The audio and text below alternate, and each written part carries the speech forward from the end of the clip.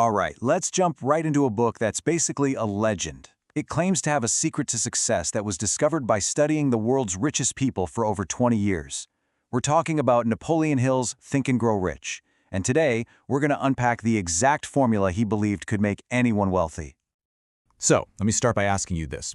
What if the massive fortunes of people like Andrew Carnegie or Henry Ford weren't just about luck or genius or being in the right place at the right time? What if it all came down to a single powerful secret, a formula that anyone, and I mean anyone, could learn and apply?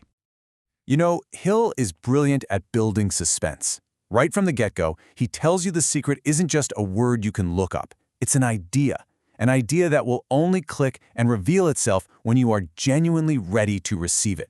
So he sets up the whole book as this personal quest to find that aha moment. And this isn't just some theory he cooked up. No way. To back up his claim, he points to decades of research, analyzing hundreds of the biggest names in industry and leadership. We're talking inventors like Edison, captains of industry like Rockefeller, even presidents like Roosevelt. He claimed they all used this exact same secret. Now that's a bold statement. Okay, so let's get into the first piece of the puzzle. According to Hill, the absolute starting point of all achievement isn't just, wanting something. It's having a burning desire for it. And there is a huge difference. And this is a really critical distinction he makes. See, a wish, that's passive. It's just a vague hope floating around in your head. But a burning desire, that's definite. It's a keen, pulsating desire, as he calls it.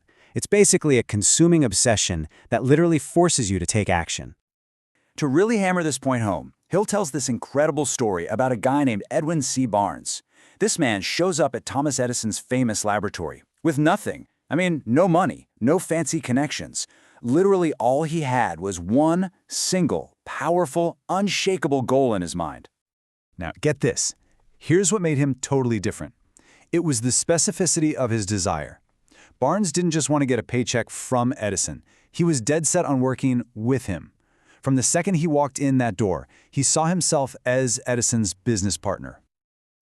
Listen to that determination. He basically told himself, I'm going to be his partner, or I'll die trying. He mentally burned all the bridges behind him, which means there was no option for retreat, no plan B. It was success or nothing. That's the kind of intensity Hill is talking about. And you know what? It worked. That intangible thought, that burning obsession he had in his head, was transformed into a physical reality. He became Edison's partner, sold the heck out of the Edison dictating machine, and made a fortune. He's proof that you can literally think your way to success. Okay, so you have this intense desire. But desire alone isn't enough, right? What happens when you hit a wall? What keeps you going? Well, Hill answers this with a pretty painful story that he calls 3 Feet from Gold. So this is the story of R.U. Darby. He and his uncle hit the jackpot. They struck gold. But then suddenly, the vein of gold just disappeared. They hit a dead end. And after getting frustrated, they did what most people do when they face a setback. They quit. They just gave up, sold all their machinery to a junk man for a few $100 and went home. But the junk man, he did one small thing differently. He decided to get some expert advice. He hired an engineer who took a look and said, the original miners probably just hit a fault line. The gold is likely just on the other side. And sure enough, that's exactly where they found millions of dollars in gold, a mere 3 feet from where Darby had stopped drilling. 3 feet. Can you imagine? Man, Darby never, ever forgot that painful lesson. He realized that success is often waiting just one tiny step beyond the point where you feel like giving up. He applied this new stickability, or what we call persistence, to a new career selling life insurance and became a millionaire. All because he learned from his biggest failure. So you've got desire, that's your fuel. And you've got persistence, that's your will to keep driving. But you still need a car, right? You need a vehicle to get you where you're going. And that's where definite plans and firm decisions come into play. They give your desire a roadmap and an engine. The key here is to be stubborn about your goal, but totally flexible about your plan to get there. Just think about Thomas Edison again. People say he failed 10,000 times before inventing the light bulb. He didn't see it that way. For him, each one of those attempts wasn't a failure of his goal, it was just a failure of that specific plan. So what did he do? He just made a new plan, and then another one. Now, if you want a perfect example of the sheer power of a definite locked-in decision, Hill points to something huge: the 56 men who signed the Declaration of Independence. Their decision wasn't a maybe or we'll see. It was an absolute, all-in, no-turning-back decision made when their lives were on the line. I mean, just think about the stakes here. The signers were literally risking execution. They put their lives on the table for their decision. Hill argues that today, we stake our own economic freedom, our own futures, on the definite decisions we're willing to make. The principle is exactly the same. Indecision gets you absolutely nowhere. All right, so we have the main ingredients: a burning desire, bulldog persistence, definite plans, and a firm decision.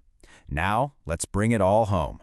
What is the great secret that Andrew Carnegie shared with the young Napoleon Hill all those years ago? So here it is. The secret isn't some magic word. It's a process. It's the power of what Hill calls transmutation, which is really just a fancy way of saying it's the act of taking an intangible thought, an idea powered by an intense desire, and systematically turning it into its real-world physical twin, whether that's money, success, or anything else. And this is the complete recipe he lays out for us. It all has to start with the burning desire for a very specific goal. You have to fuel it with unwavering faith that you can achieve it. Then you guide it with definite plans, commit to those plans with a firm decision, and then you just don't stop. You drive it home with bulldog persistence. That, right there, is the engine of achievement. Ultimately, Hill's entire philosophy boils down to taking absolute ownership. There are no excuses for failure. There are only lessons. And when you finally succeed, that success speaks for itself. It doesn't need an explanation or an apology. It's just the natural result of applying these principles. So in the end, this isn't just some feel-good theory. It's a practical, step-by-step formula for turning what's in your head into what's in your hands. Hill gives you the blueprint, but the final question, well, that's for you. What reality are you going to create?